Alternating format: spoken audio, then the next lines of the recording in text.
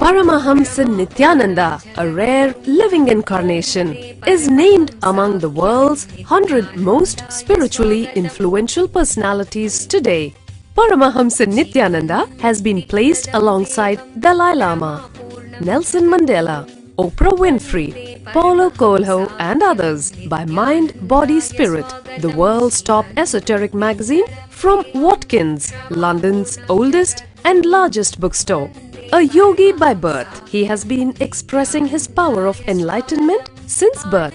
He has authored more than 500 books in Tamil and English. Translations of these books are available in 26 languages in Telugu, Kannada, Malayalam, Hindi, Sanskrit, Gujarati, Oriya, Bengali, Marathi, French, Malay, Polish, Portuguese, Italian, German, Danish, Spanish, Russian and Chinese. He is also an exemplary speaker with over 10,000 hours of profound life solutions through his discourses. Social services such as Annadan, free medical care, free educational services with ashrams, schools, temples, hospitals established in more than 140 places around the world, offering exceptional services. A powerful spiritual healer who has healed millions of people of diseases from migraine to cancer.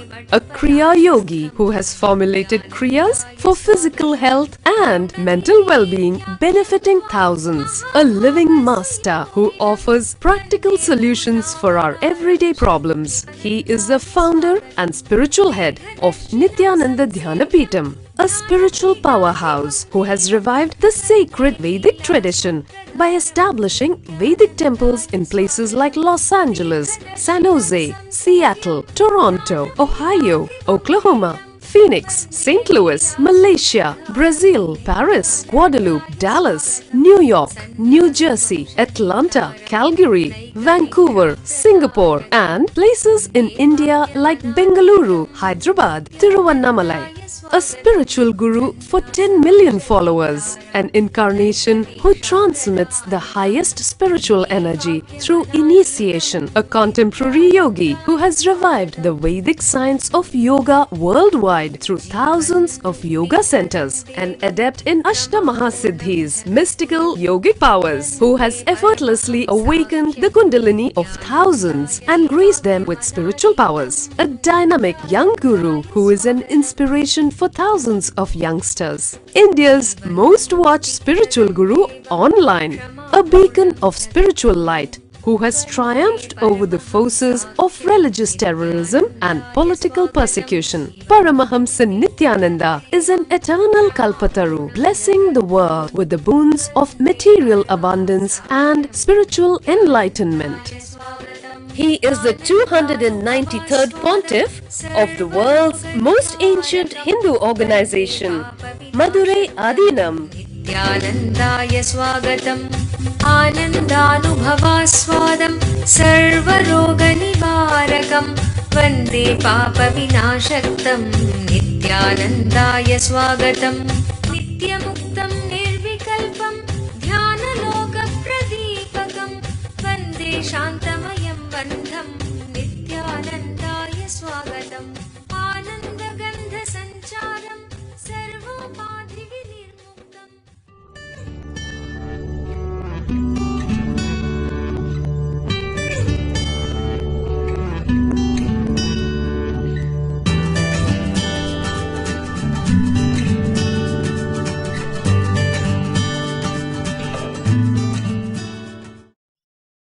सदाशिवसमारम्भाम् ज्ञानसम्बन्धाचार्यमध्यमाम् अस्मदाचार्यपर्यन्ताम् वन्दे गुरुपरम्पराम्.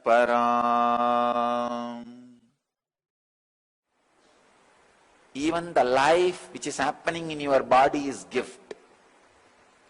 Constantly you are showered. If you stand on this base, you can create wealth 10 times more. You can create infrastructure. See, if you start your life from the mood of not having, you will not create wealth, you will grab wealth. If you start your life feeling blessed, you will create wealth, you will not grab wealth. There's a big difference, understand? If you start your life with the feeling, I don't have, you will grab, you will never create. You will be waiting for the opportunities to grab. Sometimes people tell me, Swamiji, I am completely content. I tell them, oh, that's great. If you get a lottery, $1 billion, will you say you don't want? No, no, no. Then what do you mean by you are completely content? No. Move from contentment to fulfillment. Fulfillment is totally different from contentment. If you start with idea of not having, I don't have, you will only grab. You will wait to grab. If you start with the reality, I am showered. Still I am alive, my kidney is working, my liver is working, my brain is working at least once in a while. My heart is working.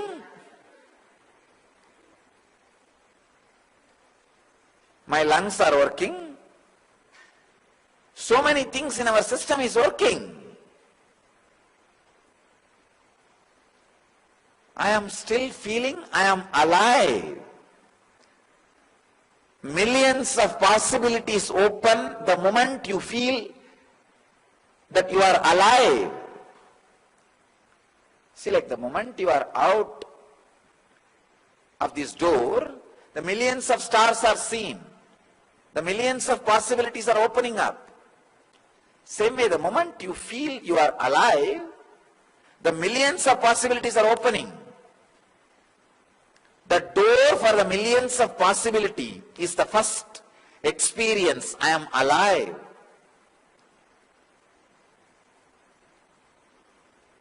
Why don't you recognize that and celebrate? Understand, just few days before we celebrated my Enlightenment Day, I am telling you very directly, all that happened on the day, I wanted to put it in a very plain words to you. I just recognized I am alive,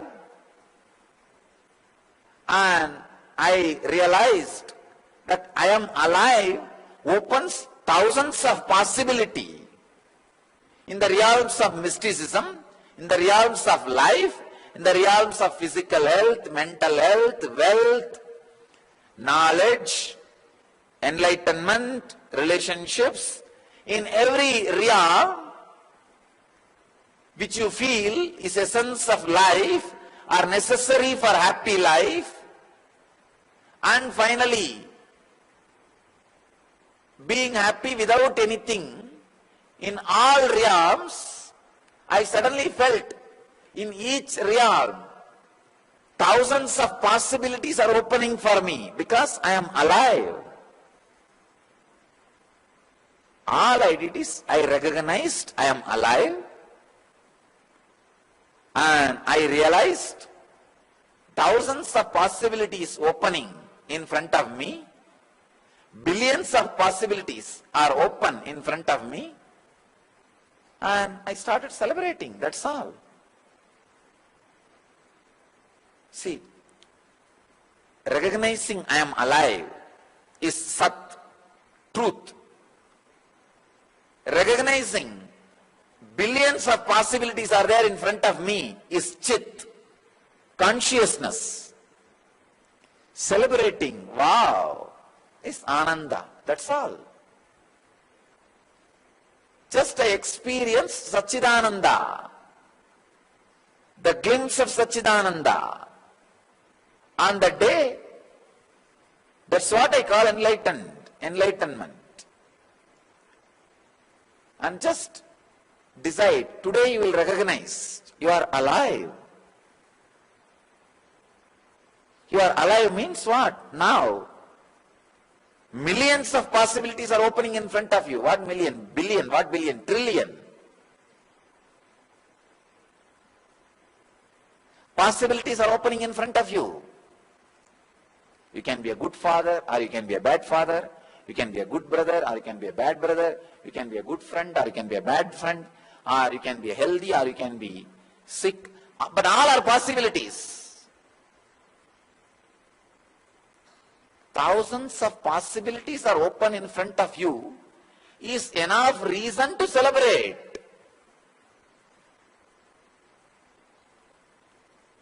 Understand?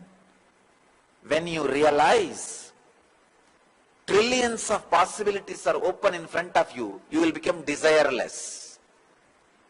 Please understand, I am cracking an important nut which keeps ignorance alive in you. I am cracking the head of the ignorance.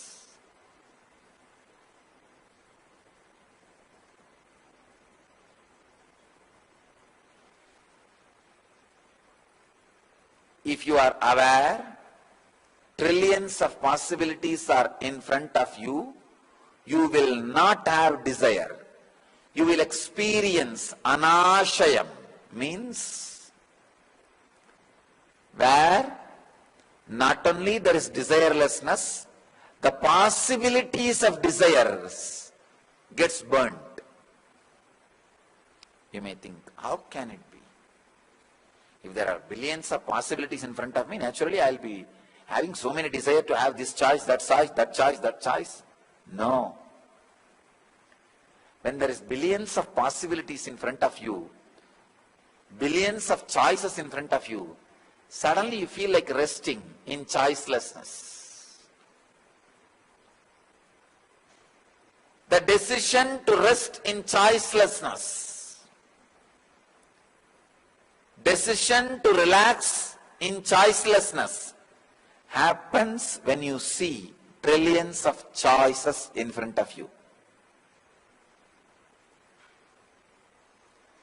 When trillions of possibilities are in front of you, you just decide relaxing into choicelessness. You feel the ability to choose is more powerful, important, energetic, fulfilling than any choice you make. Please understand? The moment you start making choices, your freedom of being in choicelessness is getting restricted. The moment you choose, you will be choosing language. Now you are in a bondage of acting only in that language realm. Till you choose, you have a freedom of all languages. The moment you choose, you will take birth in India. Now you are bound by all the plus and minuses of this Indian society. Till you choose, you are beyond the plus and minuses of Indian society. Every choice you make takes away some part of being choiceless from you. So when there are trillions of choices in front of you, you suddenly decide, wow, being choiceless is the best thing. Being choiceless is the ultimate experience. The person who is being choiceless will be the infinite creator. Infinite creator. Please understand. Try resting in choicelessness. You will see the amount of wealth you will create, attract around you without grabbing. Relax into the space of gratitude. You are showered with so much. Trillions of choices are there in front of you. When you realize trillions of choices are there in front of you, you just relax in choiceless awareness. Minute for peace. Increase peace. Meditate a minute. See the results. minuteforpeace.org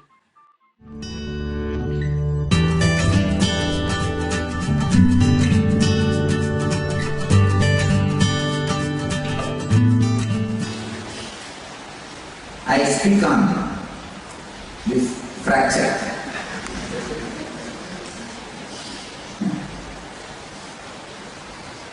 And the lesson to be learned from this whole thing. The lesson I give, and the lesson all of you can learn. Pick it up. First thing,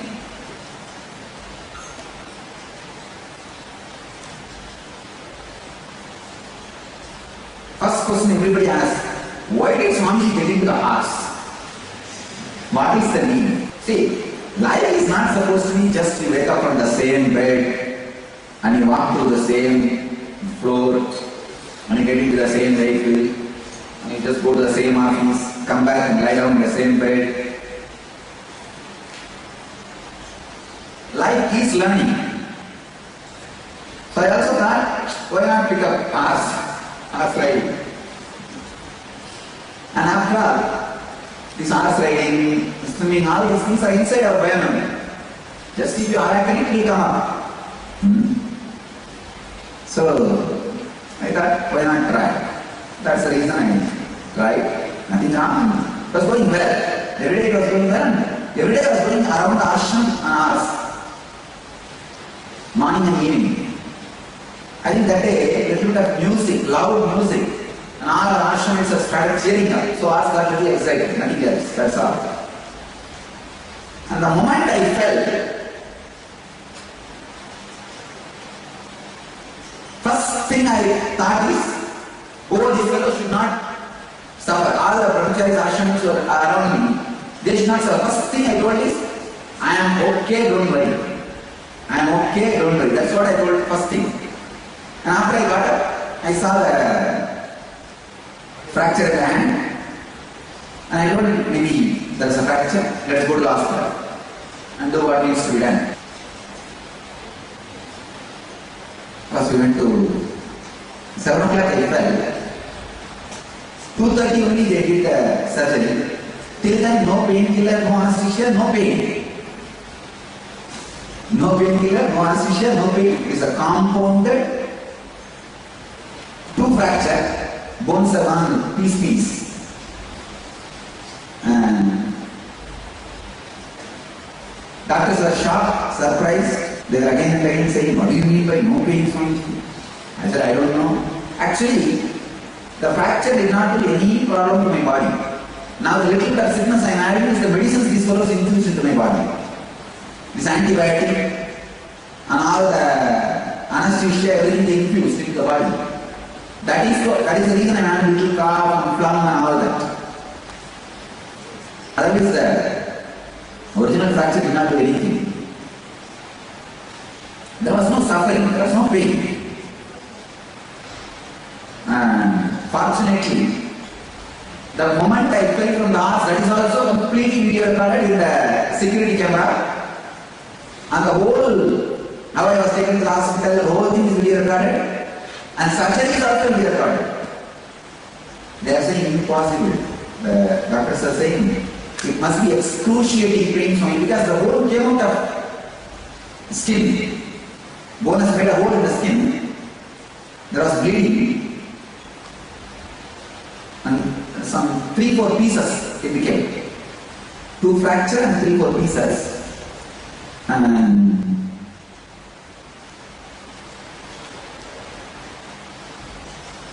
you may ask, why no pain? See, there was no suffering. I did not look back to think, why did I get into the house? I did not look back. I could have just avoided getting into the house. As the brahmacharis could have avoided the music. See, time shaft, whatever is happening, is a Kalavaira, Guru. Kalavaira is Guru. Time shaft. Time shaft should not be looked with the why. You should not look at the time shaft with the postmortem mood. I did not do postmortem. This is the way life is. That's all. Either look at the time with a deep, complete acceptance or with gratitude. I look at the gratitude. Fortunately, there was no injury on the head. There was no injury on the back. Usually when people fall from the horse, they have injury only on the head. They break collarbone. Nothing of that injuries happened. So I looked at Kalabhairava only with the gratitude. Kalabhairava is Guru. Life is Guru. Do not look at life with a postmodern mood. I could have thought, oh, this fellow could avoid the music, this fellow could avoid the shouting, cheering up. I could avoid getting into the arts. What is it mean for me to learn the arts in this age? Horse riding. Who asked me to learn the horse riding? Thousands of ways you can ask why towards the life. But why towards the life always brings suffering. Why and if and wife. All three bring suffering.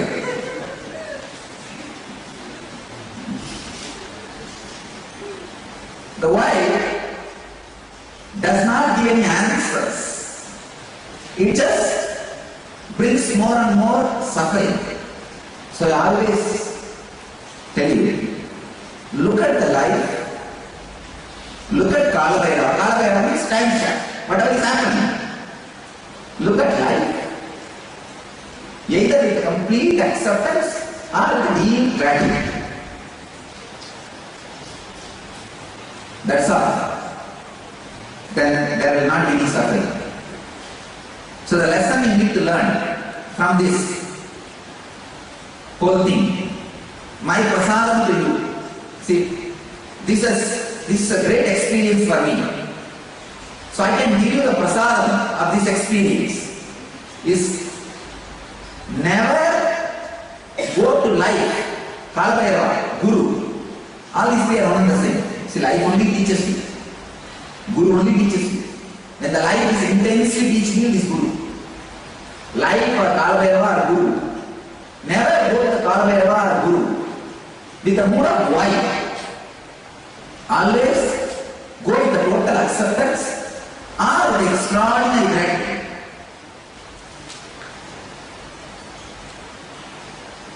Not only that, I will show you now, miraculously how. In 2-3 days the whole thing gets healed. Completely the whole thing gets healed. I will show you. And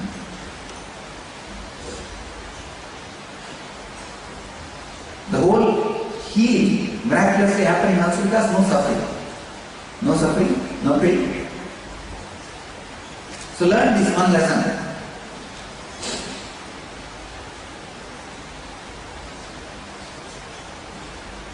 Come on. Sit with this one idea for a few minutes. Let me approach life with a deep gratitude or full acceptance. Know why to life.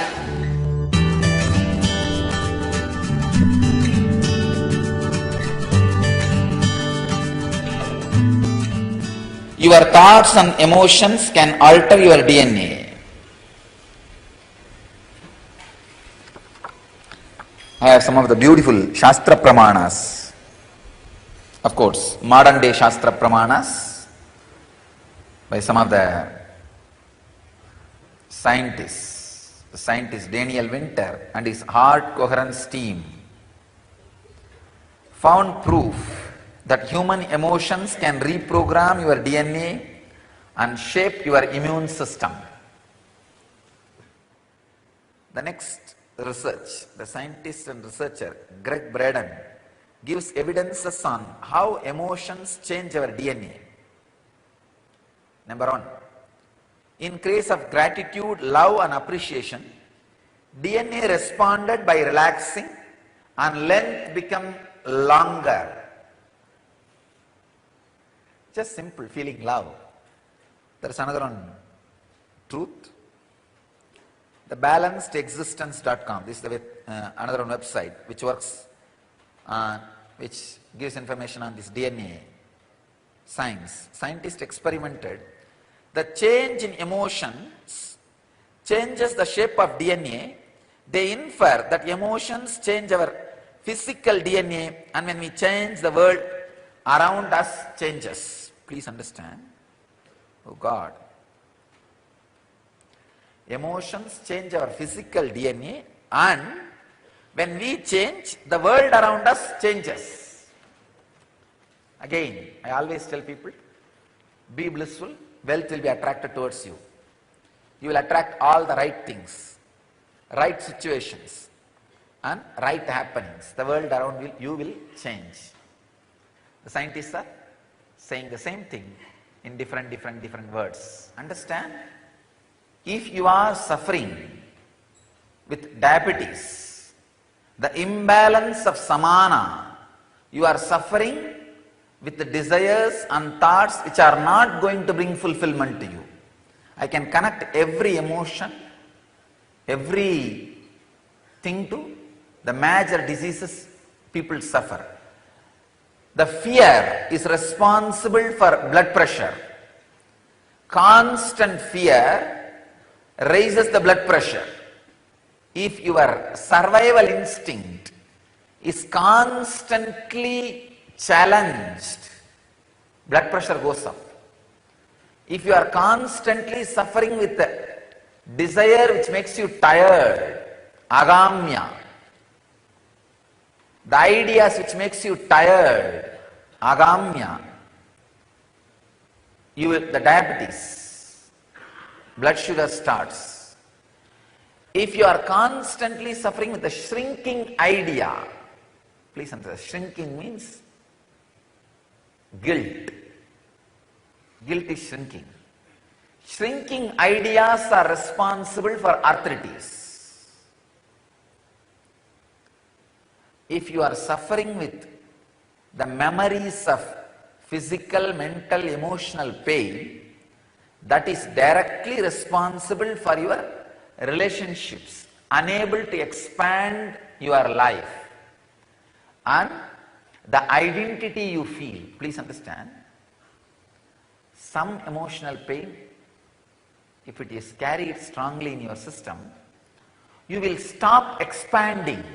Sacred Art Store, Nithyananda's Sacred Art Store, a storehouse of spiritual products from Vedic culture. Find all your needs for yogic body, Vedic mind, and N living. A one-stop shop for spiritual products and gifts. www.sacredartsstore.com or email us sales@ngalleria.com.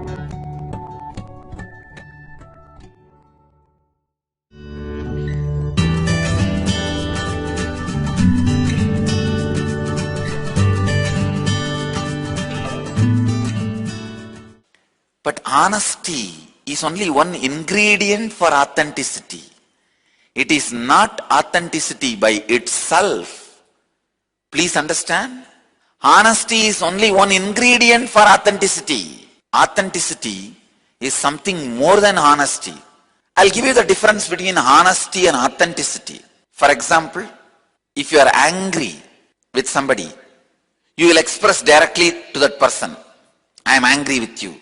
It is honesty, but that is not authenticity. Authenticity means really two beings may understand each other where even the anger will not happen. Please understand, there is a difference between honesty and authenticity. Honesty is socially good quality. Authenticity is spiritual quality. It is not social good quality. Honesty is only the first step, initial step. Authenticity is the spiritual quality. Authenticity means living the spiritual truths authentically. See, a husband lying to the wife, neither there is honesty nor authenticity. Husband telling truth to the wife that he is a womanizer is honesty, but not authenticity. Husband living just as a husband is authenticity. So each person's role, if he or she is completely living, it is authentic. When he is failing and revealing the failure to the other person, it is honesty.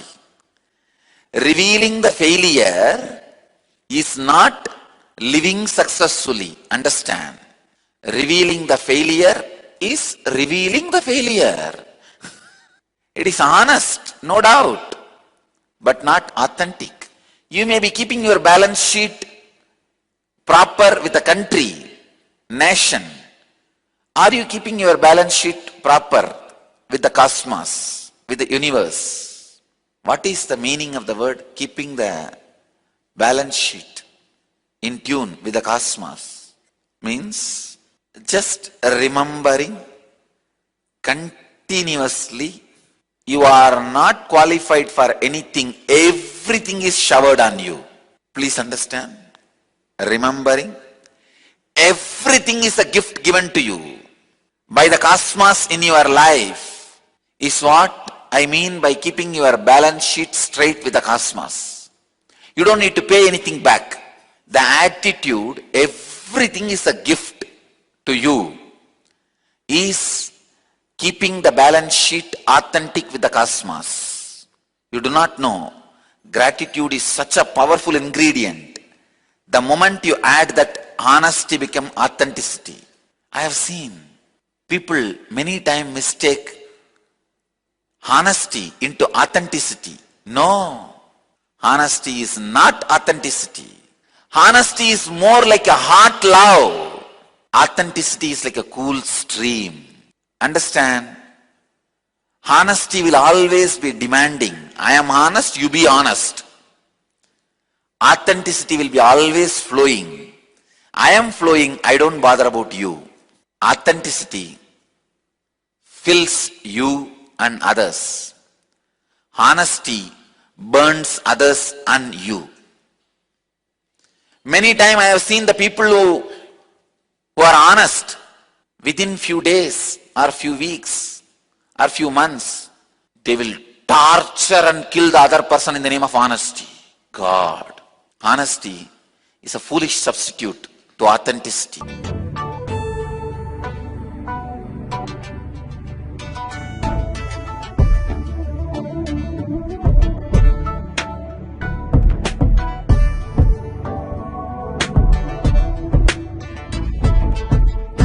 Putting all my trust in you, 'cause you know it's best for me to lead a blissful life, a life with no more strife. Can't believe the things I do, just to spend a little time with you. Nothing will compare. I know you will take care. You're always showing us compassion. Your love is endless like an ocean. Nithyananda, Nithyananda. My life to come a meditation. Ever since we had a deep connection. Nithyananda, Nithyananda. Oh, every time I see you, my consciousness expands. Oh, heart begins to dance. Every time when I think of you, I just start to melt. To be fair.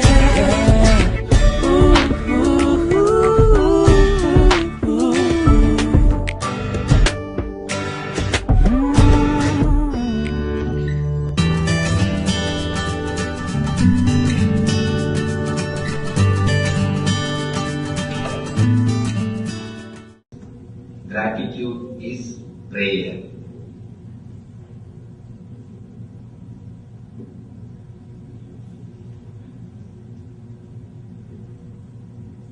Generally, our religious life starts in prayer, ends in gratitude. Prayer has got different dimensions. It gets matured as you get matured. Prayer is the bridge towards divinity. Prayer is a bridge towards your higher consciousness. Prayer is a bridge to take you beyond the sufferings of the planet Earth. Prayer is the technique, is the method to lead you to superconscious state.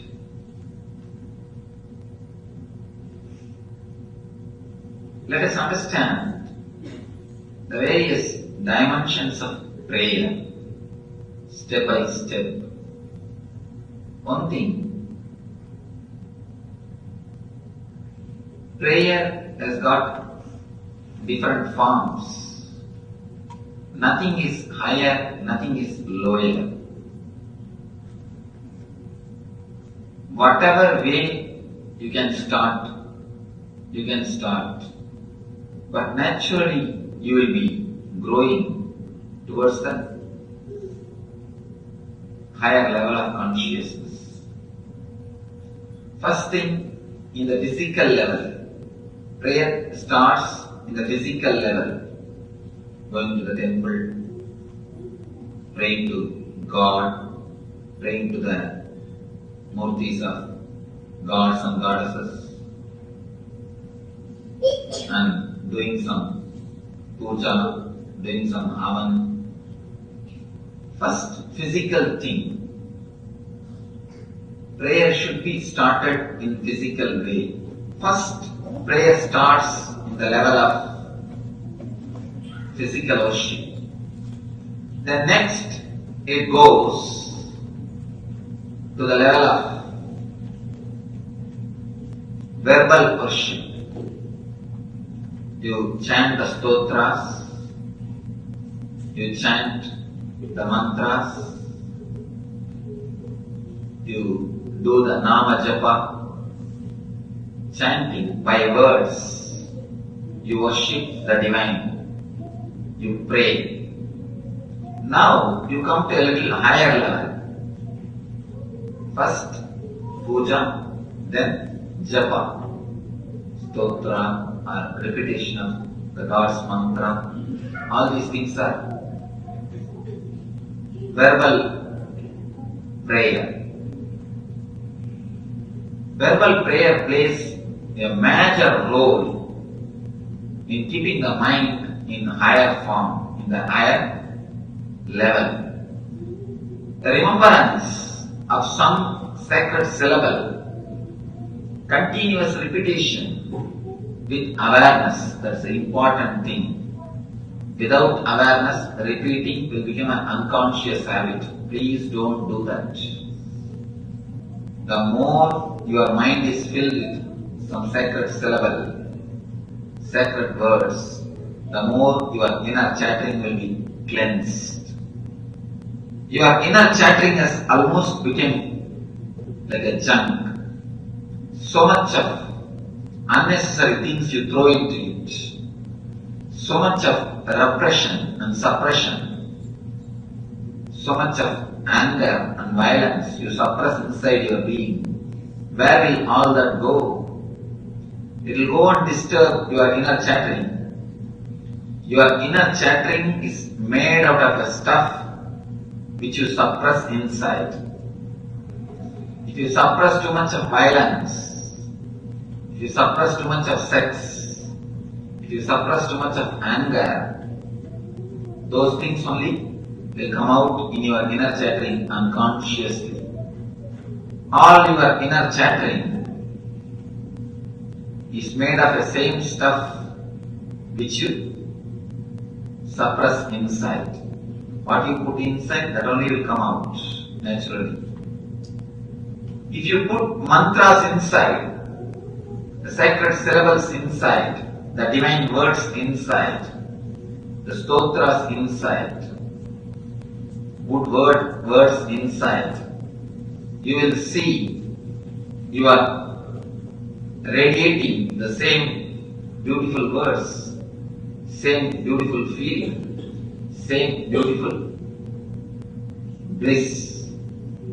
The more you chant the right words less you will be chanting the wrong words. Second is the verbal prayer. Third is the important thing, mental prayer. When prayer reaches the third dimension, it becomes mental. First it is physical, second verbal, third mental. In mental level it is called as meditation. In physical level it is called worship or puja. In the verbal level it is called japa. In the mental level it is called meditation, dhyana. When you reach this level, neither your body needs to be involved, nor your inner chanting needs to be involved. Just your being will start relating. In japa, it is a communication. In dhyana, it is a communion. In prayer, it is communication between you and God.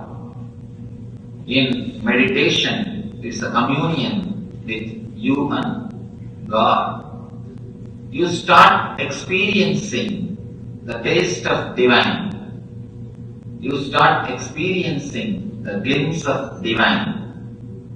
You start experiencing the glimpse of bliss. Important thing,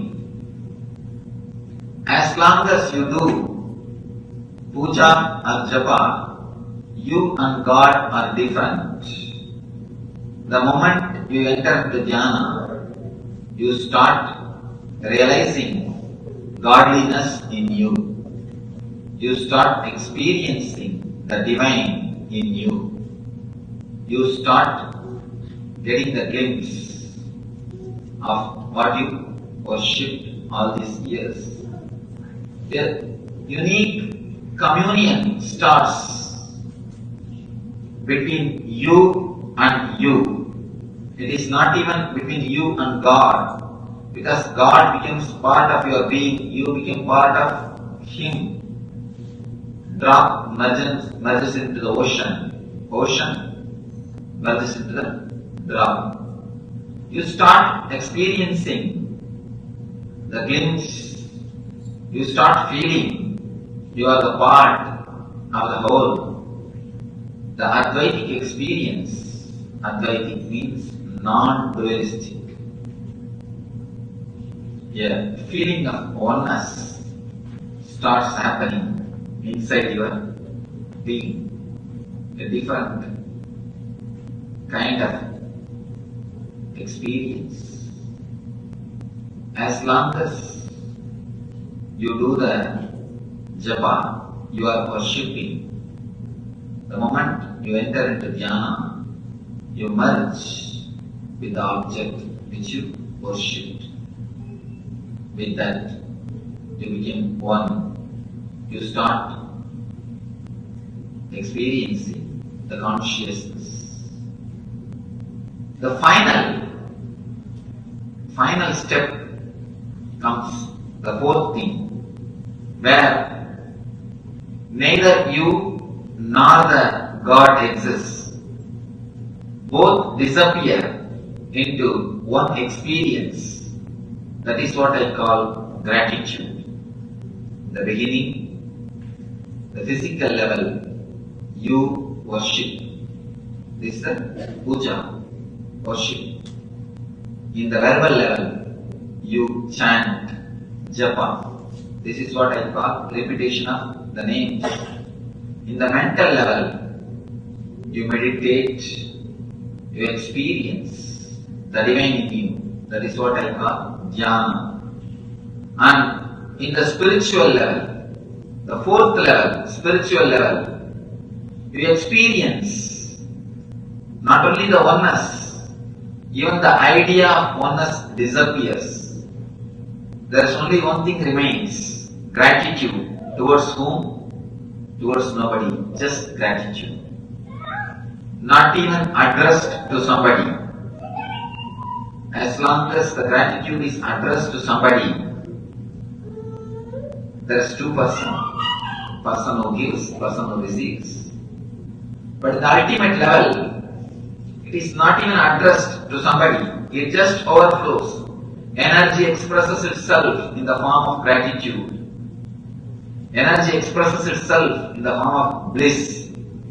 Deep feeling of fulfillment. That is what we call samadhi.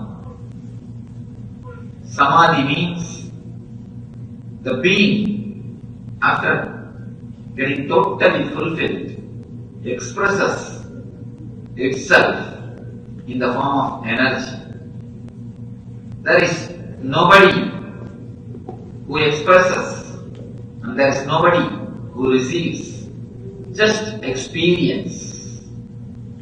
In this level, the experiencer and the experienced merges into experience.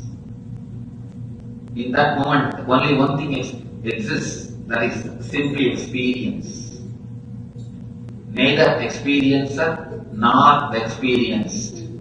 Both merges into one being. That is what we call experience.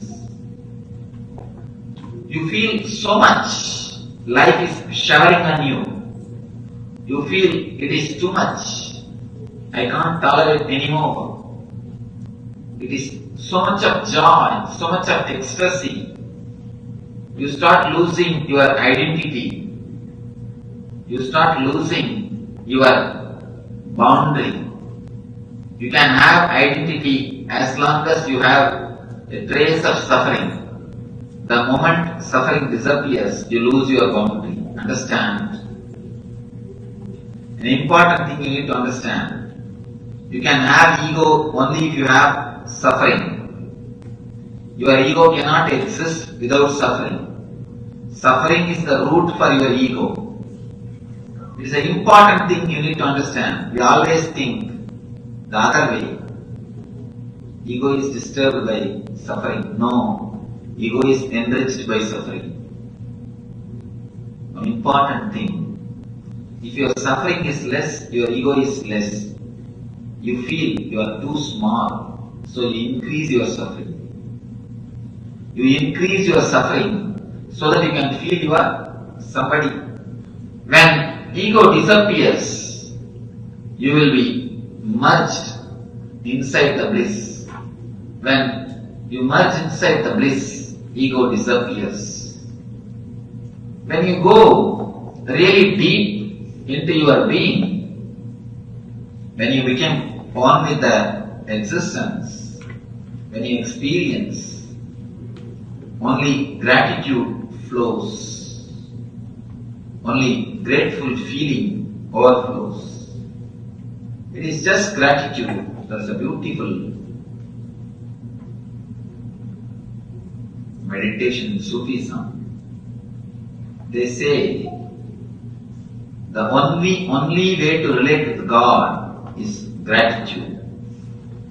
Because with gratitude, you start experiencing Him. With prayer, you only start relating with Him. With gratitude, you start experiencing Him. The deeper level of your being, your spiritual layer, start experiencing with gratitude. Understand few things. How many things you are showered in your life? How much God has showered? But we never look into the things which is showered on us. We always look, what next? When you really live with a deep sensitivity, with understanding, without taking things for granted, you will experience a new space in your being, and you will experience deep joy in your being. You will experience different gratitude towards the whole life, towards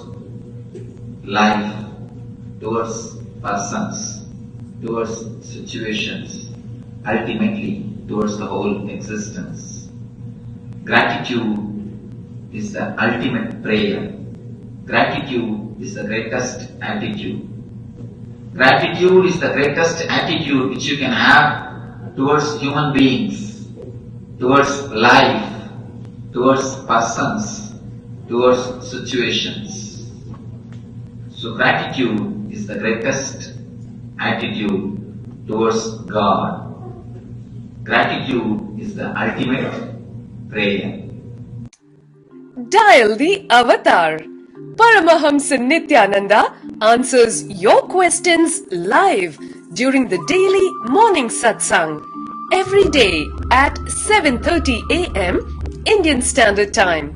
We invite you to directly talk to Swamiji and receive his blessings for your life to be filled with bliss and all the auspiciousness. Dial the avatar at 918027279999 extension 129.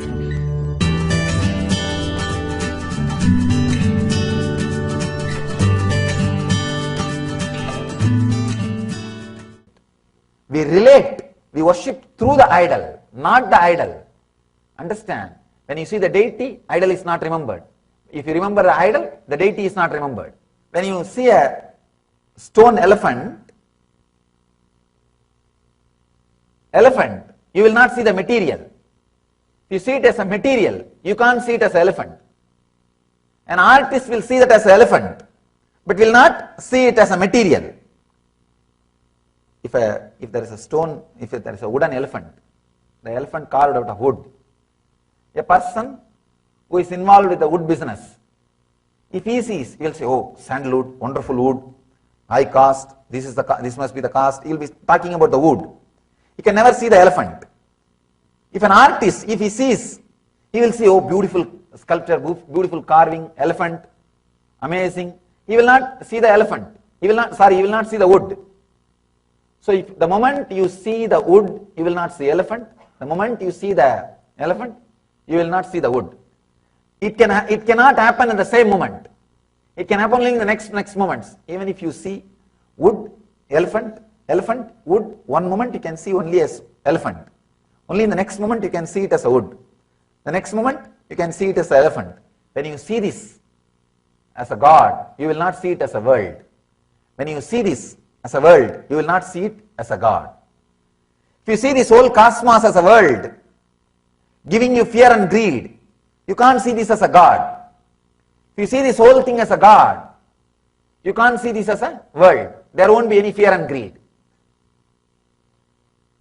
See, the whole thing happened in Ramakrishna's life. Just an ordinary deity, statue. He started seeing it as a God. He was never able to see it as a stone or a statue. And it might have started in a very raw level, but slowly, just because of his very intensity, the whole thing became alive and led him to ultimate enlightenment, removing all the obstacles, guiding itself. He says, when he goes and talks to the Devi, she says, just to teach you the Jivan Mukti, Nirvikalpa Samadhi, I brought him here, go and learn. Then he comes back and says, he is telling me to drop you. He is telling me to kill you, destroy you. She says, yes, do it. Please understand, in India, villages, I always tell this one example, Indian villages, they burn the dead bodies. They will use a big stick, big bamboo, to burn the body. Once the whole body is burnt, they will throw that stick also in the same fire, and that also will be burnt. Same way, use master's form or God's form to burn the attachment with all other forms. When all other forms attachment is dropped, this form is intelligent enough to disappear by itself or guide you to beyond the formlessness. The master's form or the God's form is intelligent enough to lead you to beyond all the forms and lead you to very form itself. So Kali says, yes, go beyond my form, cut the form. And I can say That is the moment of ultimate gratitude. Ultimate gratitude. He has liberated you from everything and liberates you from himself also. Liberates you from himself also. Then suddenly you will see his form will not be there anymore in your inner space, but you know he is there. He is there. He is there. Intensely present. Intensely present. As long as you feel connected with the form, sometime you will see he is present, sometime you will see he is absent. And you will struggle to feel connected, maintain that feeling connection continuously. You will struggle to feel the connection continuously. When you are able to feel connected to him beyond his form, you are liberated even from that form. You will see suddenly his presence is there intensely, continuously, and guiding you, radiating.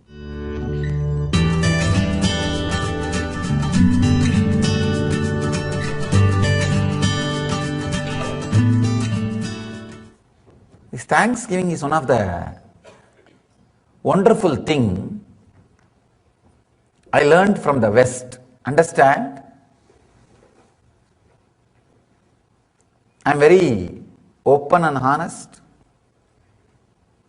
Whatever is said and done, somehow the Thanksgiving idea was not there. The very idea did not get engraved so much in India.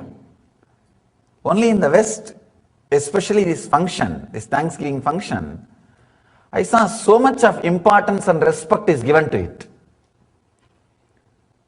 And I understood, yes, there are some wonderful things we need to learn. In India, maybe there during Deepavali or something, but not keeping this as a main base or backbone structure. So this was one of the great thing, at least I learned from this country, from this tradition. And not only that, even verbally thanking is given so much of importance in this culture, which is needed. The Vedic tradition, the thanking or the gratitude, it has become more a spiritual quality. It was never a social quality. It was there, but more or less a spiritual quality. But here I saw it's vibrant, alive in every day-to-day life. It is a social quality which we need to really learn and imbibe. Maybe I can say this is a kind of a constant meditation, every day meditation. Whenever you say the word thank you, that's like a everyday meditation, reminding yourself how the gratitude becomes a spiritual practice today. Very funny, but a very mystical incident. Today Pradosha Puja was there, means before the discourse around 5:30, the puja for Nandi. Today is the day Mahadeva gave Shivasutras to Devi. Pradosham is the day Mahadeva spoke these teachings, these sutras to Devi. Today I went and sat there, and after the puja, the archana started. I was in such a deep silence and samadhi. The archana was going on.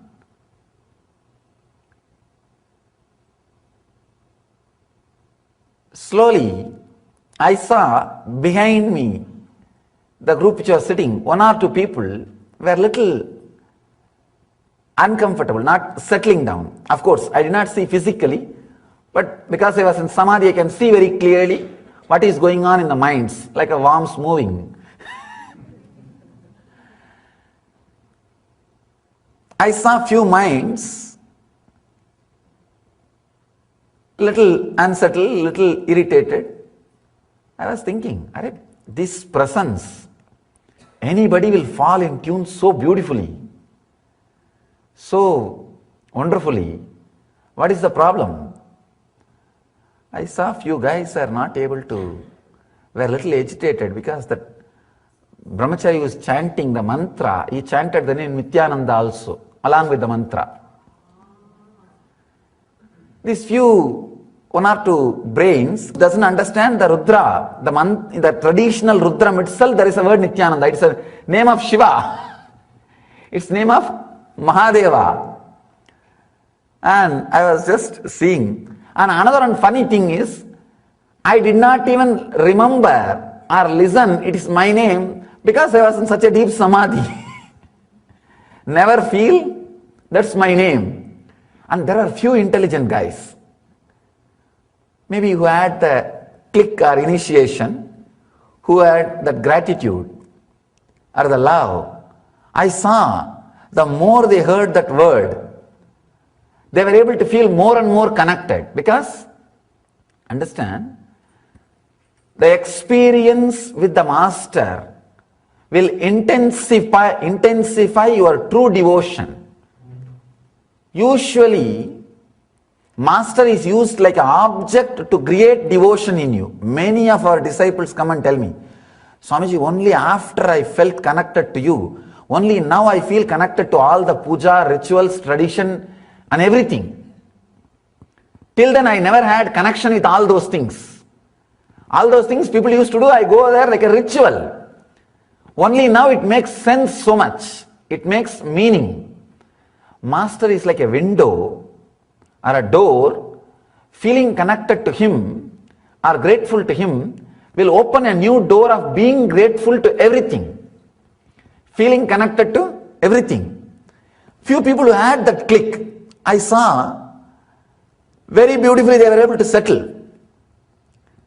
And the few people, and even those few, it is not that they never know or never had any blessing or never had any benefits from the master. They had.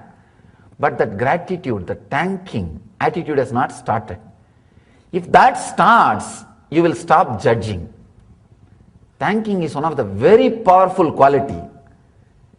In our first meditation technique, the first meditation program, the 7th technique, the quality to open the Sahasrara chakra, the ultimate chakra, is gratitude. In gratitude, you will stop judging and fall in tune more and more and more. I saw today beautifully the power of thanksgiving, consciously. Power of thanksgiving. That those few guys, they also do not know traditionally the Nithyananda is one more name of Shiva. If you chant the Rudram, the original Rudram, from the Varanasi edition, there will be a name Nithyananda. And I saw the person, both of them do not know. Person who got agitated and person who felt connected. Both of them do not know traditionally it is the name of Shiva, so it is getting chanted. And the person who did not get agitated, he had some gratitude. Because of that, that name only connected him more and more.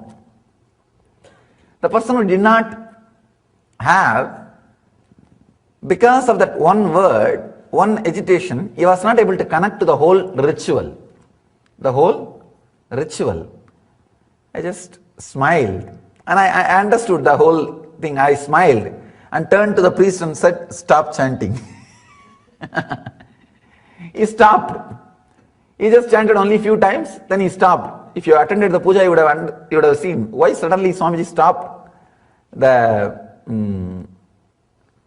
recital of his name. That was the reason. Understand, whenever the one simple quality of gratitude, if it starts, gratitude is like a small fire which can burn all your karmas.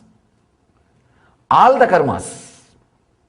Anything which you carry on, which you brought, which you are accumulating, anything can be burnt. A simple remembrance of gratitude, not only to the master, to every being, to everything. It brings so much of sensitivity. It brings so much of love and so much of settled feeling, so much of connected feeling. It can just move. I saw the person who was agitated a little bit, whose mind was complicated. His mental thought, the structure was, why should his name being chanted? And he doesn't understand. The person whose name is chanted, he doesn't even remember it is his name. It is his name. Somebody asked me in the discourse, why should you be there and we should be here? I told him very beautifully, actually understanding these few ideas will really give you the deep insights about Thanksgiving, where we miss and what we miss. I told him, because I am nobody, I am here. Because you are somebody, you are there. Understand that if you are somebody, even if you are made to sit here, you will think, I think for my qualification, it should be little better. Wherever you go, whatever way you are respected, you will feel that something more has to be done, should have been done.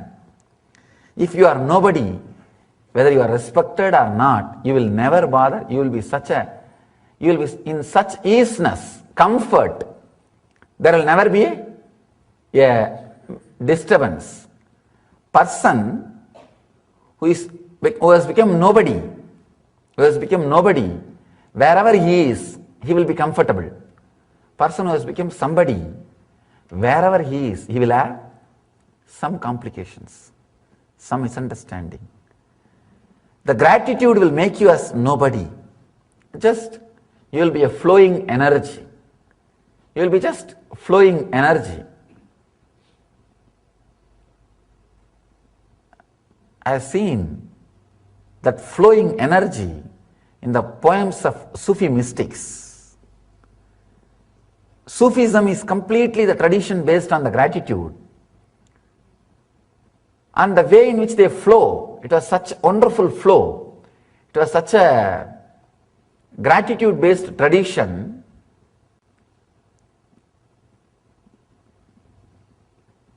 It does not take any training at all to have the divine experience through Sufism. With all other tradition, to have divine experience, the experience beyond mind, it takes quite a lot of time. First understanding, then sadhana, austerity and all those things. With Sufism, it doesn't take time. Straight away it happens, because every step, every teaching is directed towards thanking, gratitude. So, understand this one great quality. It can really transport you to different plane. Pratyaksha Pada Puja. Offer your gratitude to the lotus feet of Paramahamsa Nithyananda. Pratyaksha Pada Puja is a rare opportunity in a lifetime to express your surrender and gratitude directly at the feet of the Master, daily at 7 a.m. Indian Standard Time. You can register for e-Pada Puja online, and you can receive individual darshan and blessings after the puja. You can send your blessings request at ntv.nityananda.org or call 91-97422-03311. Make the best use of this rare opportunity to be in the space of the living enlightened Master.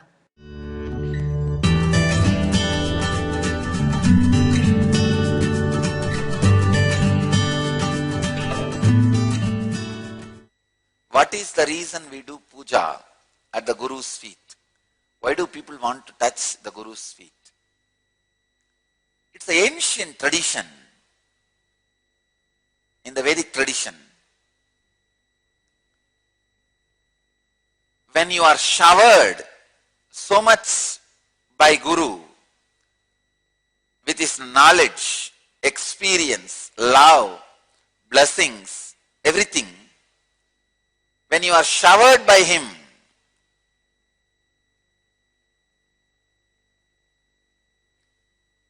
overflowing gratitude, you don't know what to do. So you offer whatever you have at his feet. That is the way the tradition of Guru Puja started. The Vedic tradition. This is the oldest ritual. Please understand. Oldest sacred ritual is Guru Puja. The moment the first disciple was excited, Parvati, Adi Shakti is the first disciple. The moment she was excited with the experience of Shiva, experience given by Mahadeva, Shiva, in that extraordinary gratitude, she fell at Mahadeva's feet and offered whatever she had at his feet. So the first ritual, Guru Puja, started. The first initiation is Shiva Sutra. The first sacred ritual is Guru Puja.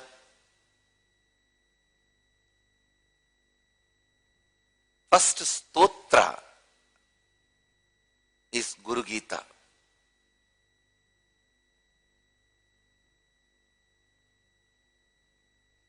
The overflowing gratitude, you pour yourself at the feet of the Master. And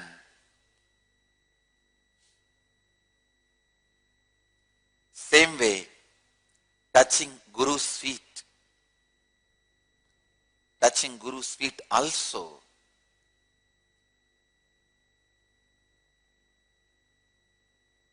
In the ecstasy,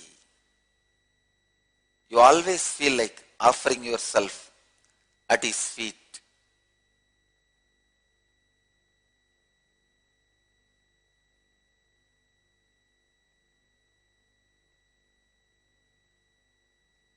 There is no logical reason for why Guru Puja is done, why people touch Guru's feet. It is emotional feeling connection. For some people, it looks like, why should I do it? For some people, it is life. They can't live without it. I know, for millions of my disciples, morning satsang is much more important than eating food. This is bliss dose. Morning sitting in the Pada Puja or the morning satsang is a powerful bliss dose. Life.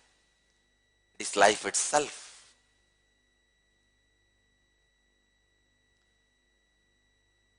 So please understand, it is the individual's emotion. I also wanted to tell you one more thing.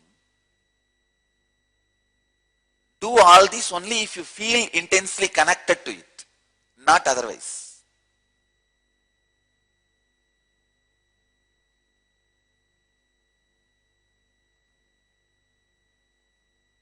It should not be done as a ritual.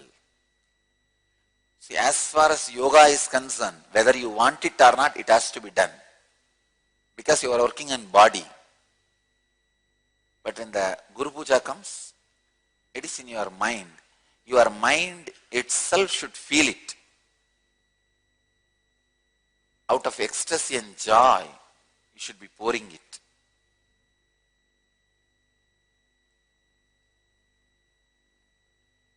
So there is no logical reason. What is the reason we do pujas at Guru's feet? Why do people want to touch the Guru's feet? There is no logical reason. Just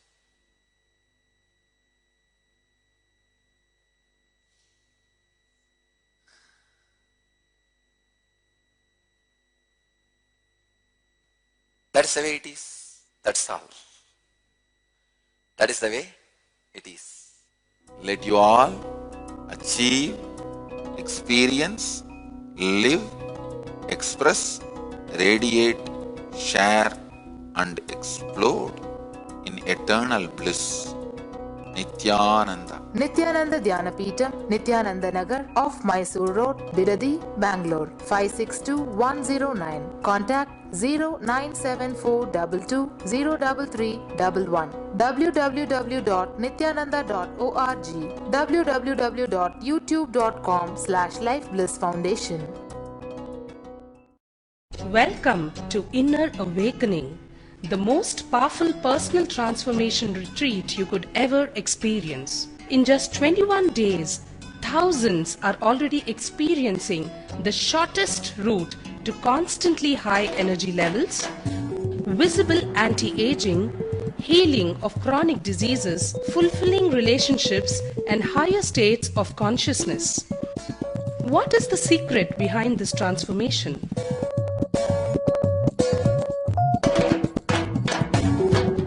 Kundalini means the inner potential energy. Once it is awakened, opens the different doors for the conscious experience in you. I can say which is a master key for all extraordinary spiritual experiences.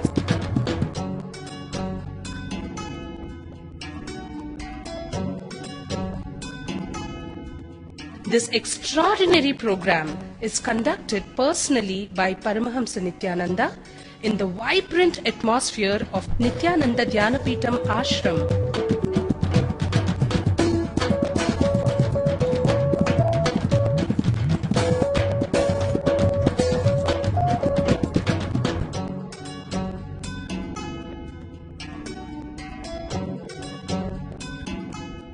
Open yourself to the benefits of Nitya Yoga and practical meditation. Experience physical and mental healing. Discover simple ways to handle life with success.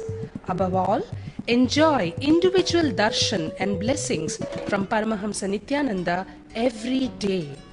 Take 21 days for yourself and carry home the transformation of a lifetime.